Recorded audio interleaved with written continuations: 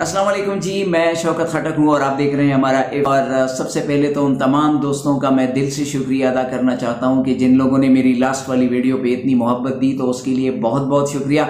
Request यही है कि हमारे पेज को फॉलो करें, हेल्पर लाइन वीलॉग, ये हमारा फेसबुक का पेज है। इसमें आपको डिफरेंट टाइप्स के वीडियोज़ जो हैं वो आपको मिलते हैं। तो मुझे यकीन है कि इस वीडियो पे भी आप अपनी जिस तरह आपने पहली वीडियो पे मोहब्बत दी, उसी तरह इस वीडियो पे भी आप मोहब्बत देंगे।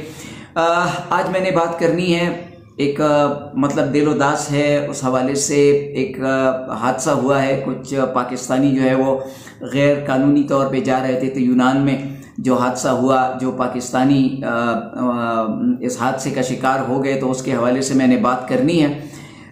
कल मेरे एक दोस्त के साथ बात हो रही थी, तो इस वजह से मैं हालांकि इस बात इशू पे मैं बात नहीं करना चाह रहा था, लेकिन एक दोस्त के साथ कल मेरी बात हो रही थी, तो उसने कहा कि यार अजीब बात है, उन्हें क्या इन लोगों को ज़रूरत थी कि ये गैर कानूनी तौर पे वहाँ पे जा रहे थे, अब हादसा पेश आया तो अब इसकी जिम्मेदारी लोग हुकूमत पे डाल रहे हैं, सिस्टम पे डाल रहे हैं। तो मैं उस वक्त सोच में पड़ गया कि यार अगर ये हुकूमत की जिम्मेदारी नहीं है, ये सिस्टम की जिम्मेदारी नहीं है, तो जिम्मेदार कौन है? Who is responsible? ऐसे जो हादसे होते हैं ये फर्स्ट टाइम नहीं है, तो कौन जिम्मेदार है?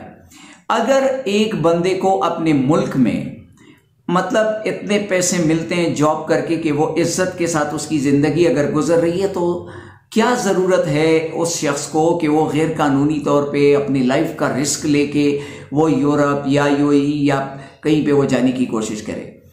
अगर एक बंदा गैर कानूनी तौर पे जा रहा है यूरोप या कहीं और, तो इसका मतलब ये है कि इस सिस्टम में इतनी काबिलियत नहीं है कि वो उस बंदे को सपोर्ट करे। इस सिस्टम में लोगों को सपोर्ट करने की काबिलियत ही नहीं है, इसलिए तो लोग अपनी जिंदगी का रिस्क लेते हैं, लेकिन इस मुल्क से जा रहे हैं।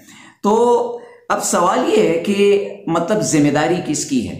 जिम्मेदारी मेरा ये ख्याल है कि मतलब मेरी नज़र में तो जिसकी है वो मैं जवाब इस वीडियो में आगे चल के मैं दे रहा हूँ। आप लोगों के ख्याल में कौन जिम्मेदार है, कमेंट्स में ज़रूर जवाब दीजिएगा।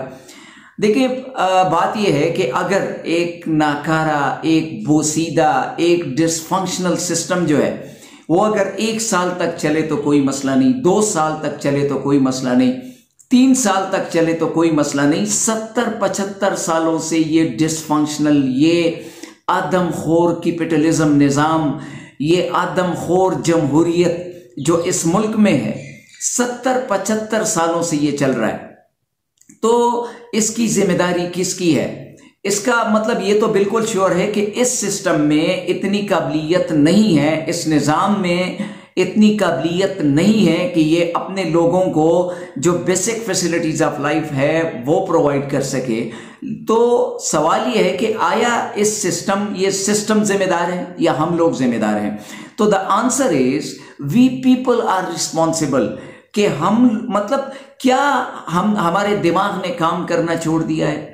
ये जो हादसा हुआ है ये तमाचा है उन लोगों के मुंह पर जो आज भी मतलब इस गले सड़े निज़ाम को सपोर्ट करते हैं, जो इस आदमखोर कैपिटलिज्म सिस्टम को सपोर्ट करते हैं, जो इस आदमखोर जमहूरियत को सपोर्ट करते हैं, वगैरह वगैरह। बाकी आप लोग समझदार हैं कि मैं क्या बात करना चाहता हूं। तो अब सवाल यह है कि ये सिस्टम क्यों चल रहा है 70-75 सालों से? हम लोग जिम्मेदार हैं इसके, हम चला रहे हैं सिस्टम को। ये जो नाअहल पॉलिटिशियंस हैं, ये असेंबलियों में किस के वोट के जरिए जाते हैं? हम लोग वोट देते हैं, हम इन्हीं लोगों को असेंबलियों में बेचते हैं, एमपीएस, एमएनएस जितने भी हैं हम बेचते हैं ना। तो अगर हम बेचते हैं तो मैंने कहा 1 साल तक अगर ये लोग हमारा मजाक उड़ाएं कोई मसला नहीं, 2 साल उड़ाएं कोई मसला नहीं, 70-75 सालों से ये लोग हमारा मजाक उड़ा रहे हैं, लेकिन आज तक हम अभी भी इन लोगों को मतलब सपोर्ट करने वाले अगर हम देखें ना, तो इमरान खान साहब के साथ जो कुछ हुआ मतलब वो तो सब जानते हैं उसके बारे में। तो महंगाई की वजह से सिर्फ मतलब अगर बहुत ज़्यादा लोग भी अगर निकले होंगे तो 1 लाख 1.5 लाख लोग निकले होंगे। क्या बाकी लोगों को कोई तकलीफ नहीं है सिस्टम से, इस निज़ाम से? मैं इमरान खान की बात नहीं कर रहा, मैं जनरली इस सिस्टम की बात कर रहा हूँ कि क्या इस सिस्टम से तकलीफ सिर्फ 1 लाख 1.5 लाख लोगों को थी, बाकी लोगों को कोई तकलीफ नहीं थी इस सिस्टम से? इस सिस्टम से किसी को मतलब ये जो बाकी लोग हैं इन लोगों को भी तकलीफ थी, लेकिन कोई नहीं निकलता इस सिस्टम के खिलाफ, इस निज़ाम के खिलाफ। जब तक ये निज़ाम चलता रहेगा ऐसे हादसात होते रहेंगे। जब तक ये आदमखोर सिस्टम चलता रहेगा, ये ऐसी ही मतलब आदमखोर डेमोक्रेसी ये चलती रहेगी ना, तो ऐसे वाक़यात तो होते रहेंगे।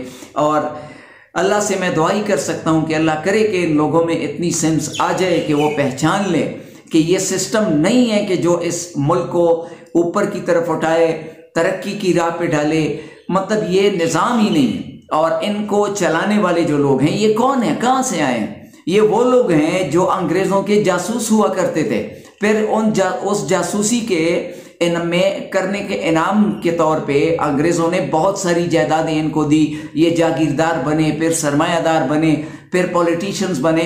तो वही लोग मतलब जिनके दादा परदादा ने इस मुल्क के साथ, लोगों के साथ गद्दारी की, अंग्रेज़ों का साथ दिया, आज हम उन्हीं लोगों से ये एक्सपेक्टेशन मतलब हमारी है कि ये लोग हमारे इस मुल्क को, इस पाक सरजमीन को जो है आगे की तरफ लेके जाएंगे। ये हो नहीं सकता।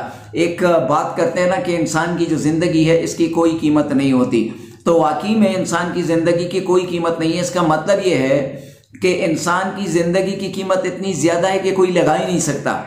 लेकिन मेरे इस प्यारे मुल्क में, इस प्यारे देश में ये जो मुहावरा है ये कुछ अलग तरह का मफहूम रखता है कि इंसान की ज़िंदगी की कोई कीमत नहीं है। तो वाकई इंसान की ज़िंदगी की कोई कीमत नहीं है। तो मेरे मुल्क में इस मुहावरे का मतलब है कि इंसान की कीमत है ज़ीरो, और अगर कीमत है तो वो सिर्फ़ और सिर्फ इस बोसीदा निज़ाम की और इसको चलाने वाले की, जितनी भी लोग हैं, ये इनके मुंह पे तमाचा है।